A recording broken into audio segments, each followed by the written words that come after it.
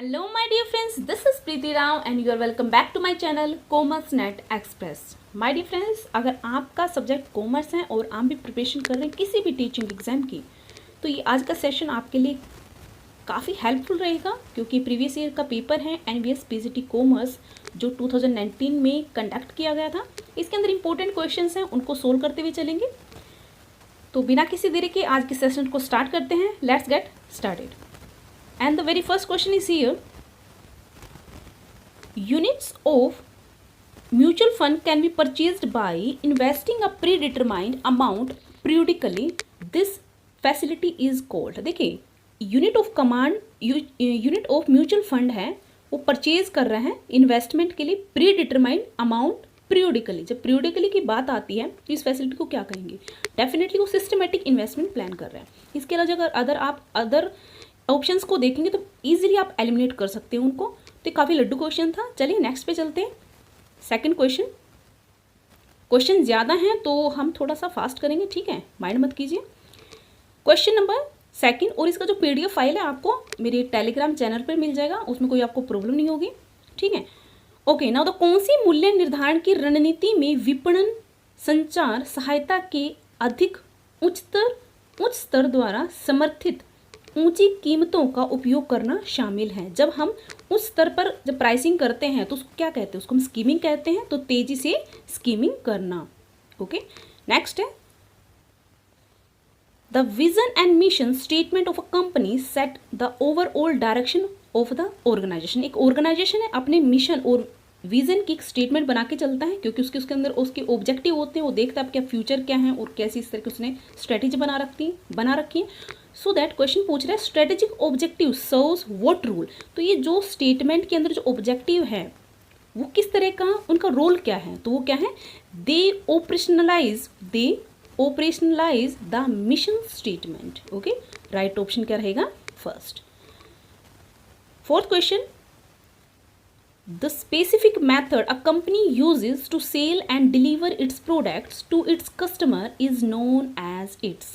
एक ऐसा specific method जिससे कंपनी अपने प्रोडक्ट को सेल करती है, डिलीवर करती है कस्टमर तक, तो उसको क्या कहेंगे? तो वो ऑब्वियस ही बात है, डिस्ट्रीब्यूशन चैनल्स होते हैं। मान लीजिए अगर आप मैगी खरीदने जा रहे हो तो ऐसा तो नहीं है कि नेस्ले कंपनी आपको आकर डिलीवरी देती है।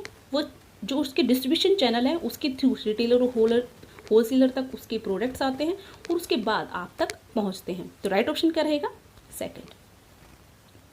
फिफ्थ क्वेश्चन है विच of the following can be withdrawn by the issuing bank without the prior consent of the exporter. तो इसमें कह रहे हैं कि जो इशूइंग बैंक है जिसने वो इशू किया था वो डॉक्यूमेंट, वो विड्रॉ कर लिया जाता है इशूइंग बैंक के द्वारा बिना किसी कंसेंट के किसके? एक्सपोर्टर, मतलब एक्सपोर्टर से बताए बिना जो इंपोर्टर का बैंक होता है वो उसको विड्रॉ कर सकता है। तो वो कौन सा होता है? Revocable letter of credit. Okay, बहुत अच्छा क्वेश्चन था ये। Now the sixth question, an option which gives the holder the right to sell a stock at specified price at some time in the future is called a. ये हमारे क्या है? Derivatives होते हैं जिसके अंदर एक ऑप्शन है कि वो एक होल्डर अपने उसके पास राइट है सेल करने का। जब बात करते हैं किसकी? सेल की, राइट टू सेल स्टॉक के अंदर, तो किस में कौन सा होता है? वो होता है ऑप्शन। और जब हम बात करते हैं राइट टू सेल की, वो होता है कॉल ऑप्शन। तो राइट ऑप्शन हमारे पास रहेगा थर्ड। सिक्स,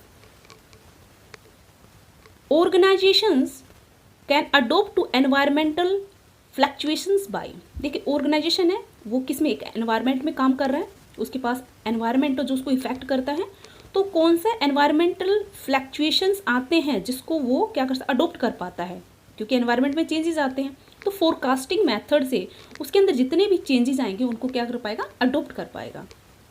नेक्स्ट क्वेश्चन है eighth, a balance of trade deficit exist when. जो बैलेंस ऑफ ट्रेड आता है, बैलेंस ऑफ ट्रेड क्या होता है? एक बैलेंस ऑफ पेमेंट होता है, एक बैलेंस ऑफ ट्रेड होता है, दोनों डिफरेंट है, कंफ्यूज मत होना। बैलेंस ऑफ ट्रेड में एक्सपोर्ट और इंपोर्ट देखा जाता है कि हमारे किसी कंट्री का इंपोर्ट ज़्यादा है, एक्सपोर्ट ज़्यादा है। तो डेफिसिट कब आता है? जब आपका इंपोर्ट ज़्यादा हो किससे? एक्सपोर्ट से। राइट ऑप्शन रहेगा फर्स्ट।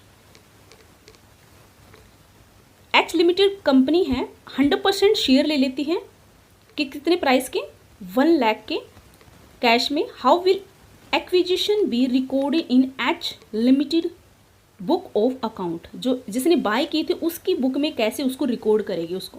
तो राइट ऑप्शन क्या रहेगा, डेबिट इन्वेस्टमेंट इन एच लिमिटेड, क्रेडिट करेंगे कैश अकाउंट से। Okay, now the next question is 10th, in which of the following situations would consolidated financial statement be required?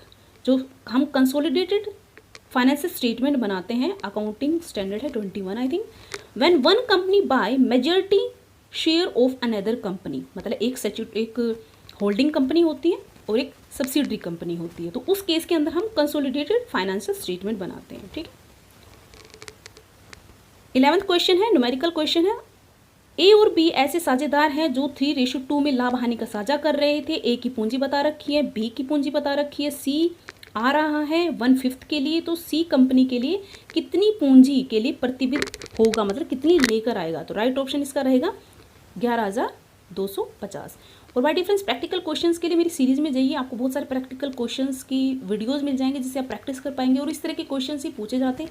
हम यहाँ पे इसको सोल्व नहीं कराएंगे क्योंकि टाइम कम है, क्वेश्चन ज़्यादा है। ठीक है, और बहुत अच्छा क्वेश्चन आप कर सकते हो यहाँ पे इसको। 12th क्वेश्चन है, इसका PDF file as I told you telegram channel पे मिल जाएगा, वहाँ से उठा के आप एक बार रिवीजन कर लेना इसको और अच्छे से रीड आउट कर लीजिएगा। Which of the following type of business organisation is owned by its customer. तो देखिए, जब एक ऐसा बिजनेस ऑर्गेनाइजेशन जिसके जो कस्टमर ही हैं उसके ओनर हैं, तो वो क्या होता है हमारा रिटेल कोऑपरेटिव। ओके, जो कोऑपरेटिव सोसाइटीज होती हैं उसके अंदर ऐसा होता है। Now 13, who gave the managerial grid theory of leadership. Leadership की जो मैनेजरियल ग्रिड थ्योरी थी वो किसने दी थी, वो मोंटेन एंड ब्लेक ने दी थी। 14 है, विच of the following option is not a principle of business ethics. Business ethics का कौन सा एक प्रिंसिपल नहीं है। द प्रिंसिपल ऑफ सेटिस्फेक्शन होता है, स्पिरिट ऑफ सर्विस होता है, ड्यू प्रोसेस होता है, लेकिन एक्सेप्शन, प्रिंसिपल ऑफ एक्सेप्शन इसका एथिक प्रिंसिपल नहीं है बिजनेस एथिक्स का। 15, the contingency theory focuses on. Contingency leadership की है हमारी, तो किस पर फोकस करती है, सिचुएशन वेरिएबल पर, कि कोई लीडरशिप स्टाइल कॉन्टीजेंसी में किस पर डिपेंड करता है, उस सिचुएशन के अंदर जो वेरिएबल्स हैं उनके ऊपर। यहाँ पे 16 question, when preparing a break even graph what does the margin of safety refer to. देखो, मार्जिन ऑफ ग्राफ हम जब यूज करते हैं, ब्रेक इवन पॉइंट क्या होता है हमारा, जहाँ पे हमारी कॉस्ट और रेवेन्यू है दोनों इक्वल हो जाती है। लेकिन मार्जिन ऑफ सेफ्टी क्या होता है, जितना हम ऊपर, जो ब्रेक इवन पॉइंट आया कंपनी उससे ऊपर जितना सेल करती है वो मार्जिन ऑफ सेफ्टी है। तो राइट ऑप्शन क्या रहेगा, प्रॉफिट मार्जिन को बताता है वो। 17, कर क्षेत्राधिकार किस पर्यावरणीय कारक का उदाहरण है। जब कर की बात करते हैं और हम एनवायरनमेंट की बात करते हैं, कौन से कारक में आता है, तो किस में आता है, इसको तो कानून बनाता है, तो कर क्षेत्राधिकार कानून के क्षेत्र में आता है। 18 है, a group of market participants that collectively facilitate interaction between investor and issuer known as. देखिए, वो पार्टिसिपेंट्स जो किस में हेल्प करते हैं, जो कंपनी है जो इश्यू कर रही है शेयर, डिबेंचर या कुछ भी, और साथ में जो इन्वेस्ट कर रहे हैं उनके बीच में एक तरह बिज का काम करता है। जो ब्रोकर्स होते हैं उनको क्या कहते हैं, intermediaries. Okay, now the next question 19, निम्न में से कौन सा एक फर्म द्वारा संबंध विपणन का श्रेष्ठ उदाहरण है। उदाहरण की बात करें, विपणन आई थिंक मार्केटिंग होता है। तो फर्म का कौन सा श्रेष्ठ उदाहरण है, पारस्परिक लाभ के लिए व्यक्तिगत ग्राहकों के साथ दीर्घकालिक कड़ी विकसित करना। मतलब देखो, इसमें आपको इसमें कह रहा है कि मार्केटिंग का मतलब है, श्रेष्ठ उदाहरण होगा, आप मार्केटिंग कर रहे हो, आपका मोटिव क्या है, आपका कस्टमर भी बेनिफिट उठाए और आप भी बेनिफिट उठाओ। किसके साथ, आप कस्टमर के साथ लॉन्ग टर्म के लिए रिलेशनशिप भी साथ में बनाओ। ठीक है, ये श्रेष्ठ उदाहरण रहेगा विपणन का, वैल्यू भी दें और रिलेशनशिप भी बनाए कस्टमर के साथ।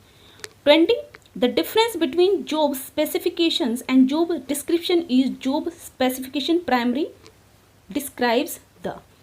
देखो, हमारे जो जॉब एनालिसिस होता है उसके अंदर 2 डॉक्यूमेंट बनते हैं, जॉब स्पेसिफिकेशन और जॉब डिस्क्रिप्शन का। तो कह रहे हैं कि जो जो स्पेसिफिकेशन होता है वो क्या डिस्क्राइब करता है, दोनों में डिफरेंस है। तो क्या कहते हैं, qualities of person performing the job must possess, कि डिस्क्रिप्शन जो हमारा स्पेसिफिकेशन वो बताता है कि जॉब को जो करेगा उसके अंदर क्या स्पेसिफिकेशन होना चाहिए, मतलब उसके एक्सपीरियंस क्या होने चाहिए, उसके स्किल कौन से होंगे, इस पर्टिकुलर जॉब को परफॉर्म कर पाएगा। सेवा अनुबंधों द्वारा राजस्व पहचाना जाता है, तो किसे पूर्ण होने की अवस्था का हवाला देते हुए। 22 विच of the following statement is true of media mix. Media mix किसके ऊपर डिपेंड करता है, आपके देखो आप कोई एडवर्टाइजमेंट करती हो कोई कंपनी, उसका मीडिया मिक्स जो अडोप्ट करती हो किसके ऊपर डिपेंड करता है, उसकी कैरेक्टरिस्टिक ऑफ द प्रोडक्ट, ठीक है। मतलब उसका जो प्रोडक्ट होगा उस वही डिटरमाइन करेगा कि उसको किस तरह का कॉम्बिनेशन लेना है मीडिया का। Under which of the following market structure AR of the firm will be equal to MR। जो आपका एवरेज रेवेन्यू है और मार्जिन रेवेन्यू है वो आपका जो परफेक्ट कंपटीशन होता है उसके अंदर AR और MR क्या होते हैं, इक्वल होते हैं, ठीक है। तो किस में होते हैं, परफेक्ट कंपटीशन में।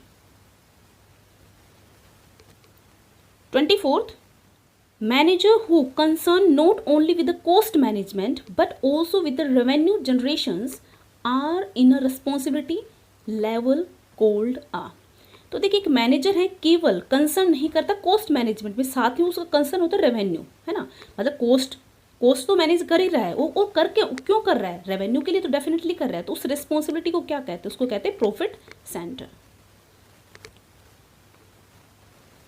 The human relation theory primarily focuses on, जो हमारा एल्टन मेयो ने ह्यूमन रिलेशन थ्योरी दी थी, तो उस पे जो उसने उसका प्राइमरली फोकस किसके ऊपर था, इंडिविजुअल्स के ऊपर। Fine, individual. नाउ 26 इसकी वजह से घरेलू बाजार विस्तारण के लिए सीमित अवसर प्रदान करते हैं।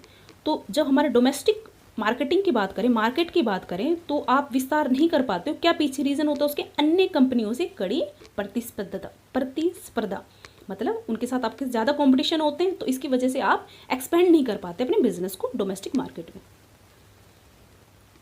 अब है 27 gross profit is the difference between, जो हमारा ग्रोस प्रॉफिट किससे निकलता है, जितनी अपनी रेवेन्यू कमाई सेल करके उससे आप कॉस्ट ऑफ गुड सोल्ड है उनको डिडक्ट कर देंगे, तो आपके पास क्या आ जाएगा, ग्रोस प्रॉफिट आपको मिल जाएगा। नाउ है 28 निम्न में से कौन सा एक विघटनकारी नवाचार की विशिष्टता नहीं है। तो कौन सा विघटन नवाचार की विशिष्टता नहीं है, ये आमतौर पर तकनीकी रूप से अधिक परिष्कृत होता है। ये केवल तकनीकी रूप से ही परिष्कृत नहीं होता है, ये और भी अदर रीज़न होते हैं इसके पीछे नवाचार के। इसके बाद है हु कॉइंड, ये बहुत अच्छा क्वेश्चन है, जो मार्केटिंग मिक्स जो ये शब्द था ये किसने दिया था, ये एक्सप्रेशन किसने दी थी, ये जेम्स कलिटोन ने दी थी।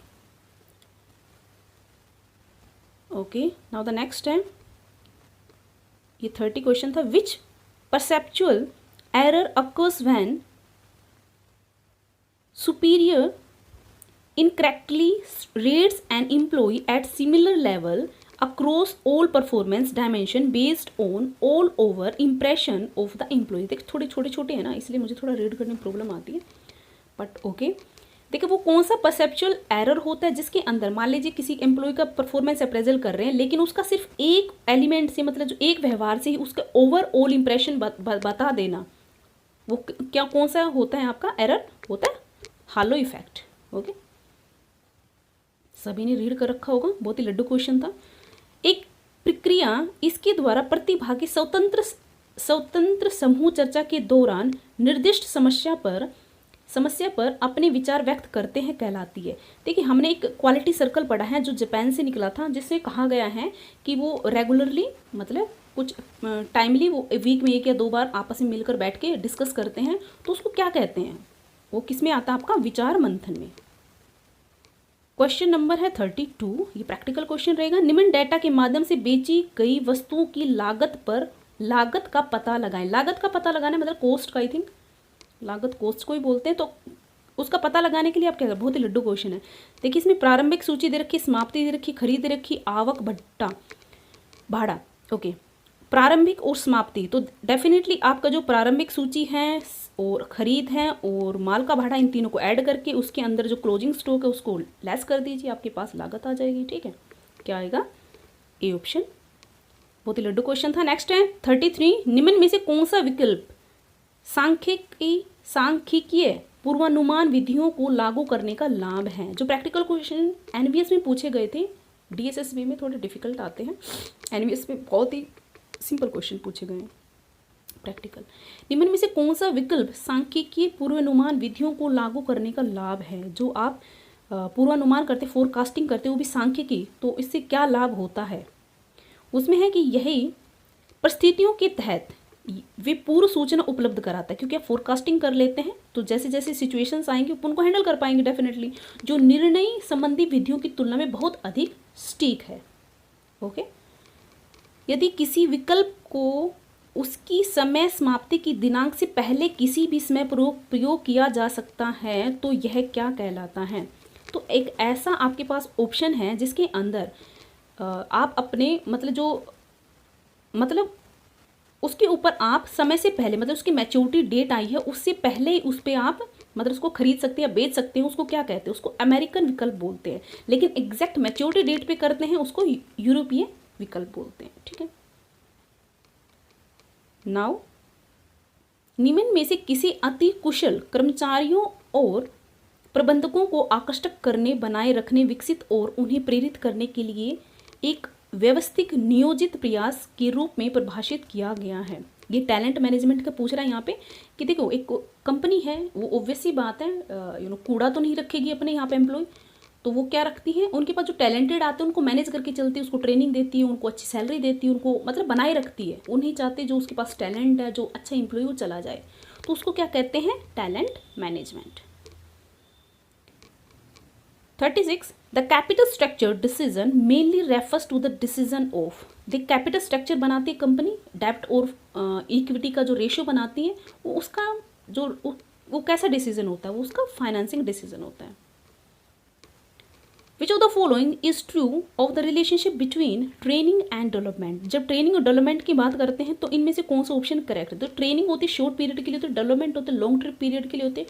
और जो ट्रेनिंग होती है, जो आपके न्यू एम्प्लॉयज़ आते हैं उनको दी जाती है, डेवलपमेंट मैनेजरियल लेवल पे होती है। ठीक है, तो हम कह सकते हैं यहाँ पे the use of work experience is high in training but low in development. Okay, now the next question, sorry में ये था 4th, goal of training is preparation for the current job. हम करंट जॉब जो है उसके ऊपर तो training देते हैं, लेकिन जो गोल डेवलपमेंट होता है लॉन्ग टर्म के लिए होता है।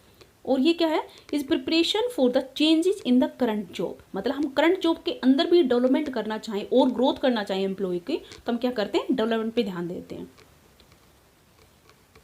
अब है 38, why are consumer cooperative societies formed. जो आपकी कंज्यूमर कोऑपरेटिव सोसाइटीज बनाई जाती है उसके पीछे रीज़न क्या होता है। तो उसका रीज़न है कि जो उसके कंज्यूमर है उनके इंटरेस्ट को सेफ गार्ड रखना। Okay, to safeguard the consumers interest. 39, what is the advantage of establishing and administrating policies in organizations। क्या एडवांटेज रहेगा कि एक बिजनेस के अंदर एस्टेब्लिश की जाती एडमिनिस्ट्रेटिव पॉलिसीज़, क्या रीज़न है उसके पीछे। उसके पीछे रीज़न है कि उससे जो जितनी भी सिचुएशंस आएंगी कंपनीज के पीछे, वो अपने डिसीजन लेने में वो क्या कहेंगे, मतलब इफेक्टिवली अपने डिसीजन ले पाते हैं। तो it allows companies to handle situation more fairly and objectively, इसलिए पॉलिसीज को बनाया जाता है। The method of subtracting the present value of the cash outflows from the present value of the cash inflow is called. देखिए जो आपका cash outflow है उसमें से अगर आप कैश इनफ्लो निकाल देते हैं तो उससे क्या मिलता है आपको, उससे आपको मिलता है नेट प्रेजेंट वैल्यू, और इनको डिवाइड कर देते हैं तो उससे क्या मिलता है आपका, profitability index. Okay, now the next question है 41, ये भी लड्डू क्वेश्चन था। A firm had following account balance on a certain date, determine the owners capital. आपको ओनर की कैपिटल बतानी है। ओनर की कैपिटल कैसे बनाएंगे आपकी जितनी कैपिटल को बताने के एसेट में से लायबिलिटी को लेस कर दीजिए। यहाँ पे एसेट देख लीजिए आपके पास क्या है, डेटर है, वैन है, इन्वेंट्री है और कैश है, इनको ऐड कर लो। और जो लायबिलिटी है, लायबिलिटी क्या है आपकी, क्रेडिटर है, बैंक ओवरड्राफ्ट है, इनको इसमें से लेस कर दो, तो आपके पास क्या आ जाएगी, ओनर की कैपिटल आ जाएगी। ठीक है, 43,000। विच of the following statement is true about effective communication. जब हम इफेक्टिव कम्युनिकेशन की बात करें तो इनमें से कौन सा स्टेटमेंट जो ट्रू रहेगा? For effective communication marketer must understand the meanings that consumer attach to the word and symbols. मतलब आपको डेफिनेटली जहाँ आप मार्केटिंग कर रहे हो तो आपको पता होना चाहिए कि वो किस तरह के जो कस्टमर हैं वो किस तरह के वर्ड और सिंबल के साथ फैमिलियर हैं, उनको अच्छे से कैच कर पाएंगे, है ना, उनका मीनिंग निकाल पाएंगे। तो राइट ऑप्शन क्या रहेगा? Third. 43. Many organizations have a large number of functional areas with very diverse and sometimes competing interests. Such organization will most effective if। एक सेकेंड, देखिए एक ऑर्गेनाइजेशन है, ठीक, उसके बहुत सारे फंक्शनल एरियाज हैं, उस केस के अंदर वो इफेक्टिव कब रहेगा? एक मैं आपको एग्जांपल दूं, एक म्यूजिक कंसर्ट चल रहा है, ठीक है, उसके अंदर बहुत सारे, कोई बैंड बजा रहा है, कोई वो फ्लूट बजा रहा है, कोई गिटार बजा रहा है, कोई पियानो बजा रहा है, सब अलग अलग फंक्शन है सभी के, ओके। लेकिन एक अच्छा म्यूजिक कब निकलता है? जब सब एक कोऑर्डिनेट होकर काम करते हैं, राइट। तो इसमें भी यही है, जितने भी एक ऑर्गेनाइजेशन है उसके अंदर बहुत सारे फंक्शंस हो रहे हैं जो मिलकर काम करते हैं एक स्पेसिफिक गोल के लिए, स्पेसिफिक गोल के लिए, तो ऑब्वियस सी बात है वो ज़्यादा इफेक्टिव रहेगा। तो functional area work together to attain the overall goals. अब बात है the quotas of all members country with the IMF are valued in term. जितनी भी उसके मेंबर कंट्रीज होती है IMF के पास, उनके कोटाज होते हैं, तो उसको क्या नाम दिया जाता है? उसको बोलते हैं special drawing rights. 45. Investor who has short-term financial needs may choose to invest primarily। एक इन्वेस्टर है जिसके पास, मतलब इन्वेस्ट तो करना चाहता है लेकिन शॉर्ट टर्म फाइनेंशियल इंस्ट्रूमेंट्स में करना चाहता है, तो किसको यहाँ पे चूज़ करेगा? देखो, जो अब इक्विटीज़ हैं या गोल्ड है या फिर प्रॉपर्टी है, वो तो लॉन्ग टर्म के लिए होते हैं, उनको मतलब उनको लॉन्ग टर्म के लिए माना जाता है, लेकिन शॉर्ट टर्म के लिए उनको चाहिए तो उसको बॉन्ड में या म्यूचुअल फंड में वो इन्वेस्ट कर सकता है और सिक्योर भी है। इसके बाद है पीछे कदम हटाने और जिस तरह के व्यवसाय किया गया है उस पर पुनर्विचार। जब पुनर्विचार की बात आती है तो क्या कहते हैं उसको? कारोबारी प्रक्रिया की पुनर्रचना। ओके, पीछे कदम हटाना मतलब कोई काम करते हैं उसको पीछे बैक स्टेप ले लेते हैं और उस काम के ऊपर पुनर्विचार करते हैं, उसको क्या कहते हैं? कारोबारी प्रक्रिया की पुनर्रचना। और आपके ये जो ऑप्शन है उनको देखकर बहुत आराम से एलिमिनेट कर सकते थे इसके। आप इसको रीड आउट करेंगे ना किसके अंदर? PDF में, तो आपको बहुत अच्छे समझ में आएंगे क्वेश्चंस। निबंध में से कौन सी मास्लो की आवश्यकता पदानुक्रम सिद्धांत की कड़ी आलोचना है? देखिए, जो मास्लो ने जो थ्योरी दी थी उसकी जो कड़ी आलोचना क्या की गई थी, मतलब मेन जो उसके पीछे उसकी क्रिटिसिज्म था वो क्या था कि लोग पदानुक्रम के माध्यम से प्रगति नहीं करते, जैसा कि यह सिद्धांत भविष्यवाणी करता है। अब है 48. विच of the following options best express the basic idea behind the marketing concepts. Marketing concept हम करते हैं, जो हमारा मार्केटिंग कॉन्सेप्ट है, वो जो आइडिया है मार्केटिंग करने का, उसके पीछे बेस्ट एक्सप्रेस क्या है? Keep the consumer foremost in mind. Definitely आप जिनको टारगेट कर रहे हैं कस्टमर को, उनको ध्यान में रख के ही क्या करते हैं? मार्केटिंग करते हैं। राइट ऑप्शन रहेगा 4th। प्रैक्टिकल क्वेश्चन रहेगा ये, यदि एक समय में एक उद्यम की कुल संपत्ति, उसके पास कुल संपत्ति, टोटल संपत्ति दे रखी 2,50,000 की, स्वामी की पूंजी बता रखी 75,000 की, इसकी देनदारियां बताएं, लायबिलिटीज बतानी है, तो डेफिनेटली आप क्या करेंगे? उसकी टोटल संपत्ति में से उसकी पूंजी निकाल दो, आपको पता चल जाएगा कितनी लायबिलिटी बन रही है। तो राइट ऑप्शन क्या रहेगा? 1,75,000। Okay fine. 50. Which of the following is ranked last both in term of the profit sharing and receiving the liquidation proceed. चाहे प्रॉफिट शेयरिंग की बात आए या फिर लिक्विडेशन हो रहा हो किसी कंपनी का, तो जो हमारे इक्विटी शेयर होल्डर है उनका सबसे लास्ट में नंबर आता है। ओके, तो राइट ऑप्शन क्या रहेगा? बहुत ही लड्डू क्वेश्चन कॉमर्स बच्चों के लिए। 51. A reporting relationship in which an employee receives order from and report to only one superior is known as. देखिए, एक ऐसी रिलेशनशिप, ये हमारा हेनरी फ्यूल का प्रिंसिपल है, जिसमें कहा गया है कि एक जो सबॉर्डिनेट है वो केवल एक ही सुपीरियर है, उससे कमांड लेगा या फिर ऑर्डर लेगा, उसको क्या कहते हैं, यूनिटी ऑफ कमांड। अब है IMF and world bank benefit global marketers by. जो हमारे IMF हैं और वर्ल्ड बैंक हैं, उनका पीछे मतलब बनाने का, फॉर्मेट करने का, एस्टेब्लिश करने का पीछे मोटिव क्या था, वो किसको बेनिफिट देते हैं। तो जो एलिमिनेट मेथड लगाएंगे यहाँ पे, तो इनको देखकर बहुत इजीली एलिमिनेट कर देंगे और आप डायरेक्ट आंसर पे पहुंचेंगे, raising the global standard of living. Okay, now the next है 53, the debit side of the companies trial balance total 2000 more than the credit side. जब ट्रायल बैलेंस बनाया एक कंपनी में, तो उस कंपनी का जो डेबिट साइड था वो 2000 से ज़्यादा था क्रेडिट से। उसने कौन सा इनमें से जो ऑप्शन दे रखा है, इनमें कौन सा एरर किया होगा जिसकी वजह से 2000 ज़्यादा हो गए। तो देखो डिस्काउंट रेशियो हुआ था 1000 का, लेकिन उन्होंने अलाउड में डाल दिया वो, तो राइट ऑप्शन क्या रहेगा 1। निम्न में से कौन सा इंट्रानेट के संबंध में सही नहीं है। इंटरनेट कौन सा होता है, जैसे कि आप कोई कंपनी कहते हो या फिर कोई भी बिल्डिंग है जिसके अंदर, बिल्डिंग के अंदर भी छोटा सा एक फ्लोर है जिसके अंदर लोग काम कर रहे हैं और केवल इंटरनेट उन्हीं तक पहुंच रहा है, वही लोग उस इंटरनेट की वाईफाई की सुविधा को एक्सेस कर सकते हैं। ठीक है, तो उसमें इनमें कौन सा सही है ये देखेंगे। तो इसमें डायरेक्ट ऑप्शन पर जंप कर रही हूँ। यह एक नेटवर्क है जो इंटरनेट टूल का उपयोग करता है, लेकिन संस्थान में अधिकृत उपयोगकर्ताओं तक को पहुंच को सीमित करता है। नेक्स्ट है एच लिमिटेड है, जिसने 75% शेयर और उनकी प्राइस थी 1,10,000। When S limited share capital वो 60,000 and it's accumulated profit amount 80,000। What was the amount of goodwill paid by H limited.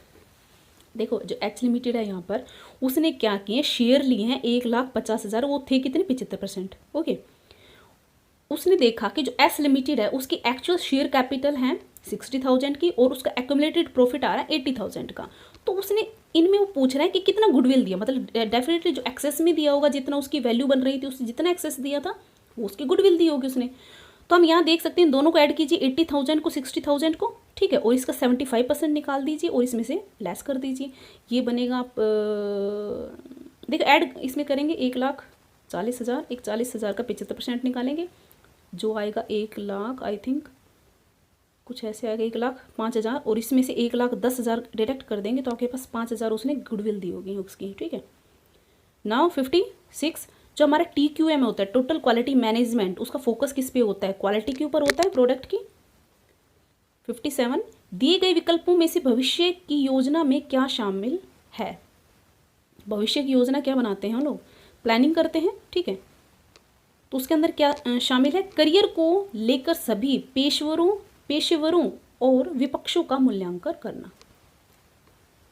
Which of the following is not included in a firm macro environment. यहाँ पे बच्चे confuse हो जाते हैं, लेकिन यहाँ पे एलिमिनेट करेंगे आपको देखेगा थोड़ा सा ओड यही लगेगा। मैक्रो एक माइक्रो होता है, एक मैक्रो होता है। जब हम बात करते हैं बिजनेस की एक्सटर्नल एनवायरनमेंट, वो दो हिस्सों में डिवाइड हो जाते हैं, एक माइक्रो और एक मैक्रो। माइक्रो में जैसे आपके कॉम्पिटिटर्स आ गए, सप्लायर आ गए, कस्टमर आ गए, वो तो आते हैं आपके माइक्रो में। मैक्रो में थोड़ा और ब्रॉड एनवायरनमेंट आ जाता है, जिसके अंदर इकोनॉमिक आती है, डेमोग्राफिक, कल्चर आ जाते हैं। ठीक है, इसको एलिमिनेट कर सकते थे, लड्डू क्वेश्चन था। 59, निम्न में से कौन सा नौकरियों के बारे में विस्तृत जानकारी प्राप्त करने की प्रक्रिया में संदर्भित करता है, जो भी है कौन सा है। देखिए, अब नौकरी के बारे में हम डाटा कलेक्ट करते हैं और उसको हम मतलब स्पेसिफिकेशन और उनके जॉब डिस्क्रिप्शन करते हैं, तो किस में आता है, जॉब एनालिसिस में आता है। ओके, तो जो नौकरी के बारे में विस्तृत जानकारी कौन देता है, जॉब एनालिसिस। ये लास्ट क्वेश्चन है दोस्त। ठीक है, ओके, नेक्स्ट है 60, विच of the following statement is true of the relationship between law and ethics. जब लॉ और एथिक्स की बात करें तो कहते हैं कौन सा स्टेटमेंट ट्रू रहेगा, तो इनको रीड आउट करेंगे तो आपको पता चलेगा। An action may be with in the law and still not be ethical. Example तो इसके, मान लीजिए कोई रास्ते में चलता हुआ सिगरेट पी रहा है, वो अंडर द लॉ है लेकिन अनएथिकल माना जाता है। और एग्जाम्पल ले लीजिए, जैसे कि लोग अबॉर्शन कराते हैं, क्या है, लॉ के अंडर आता है, कोई अबॉर्शन करा सकता है, लेकिन वो अनएथिकल है, मतलब एथिकल नहीं माना जाता। तो इस तरह के हैं कि कुछ एक्शन है विद इन लॉ तो कर रहे हैं, लेकिन वो समाज की दृष्टि में या एक तरह से अनएथिकल है वो, राइट। तो ये छोटे से कुछ एग्जाम्पल थे, बहुत सारे एग्जाम्पल होते हैं। तो my dear friends, I hope ये आपके लिए काफ़ी हेल्पफुल रहे।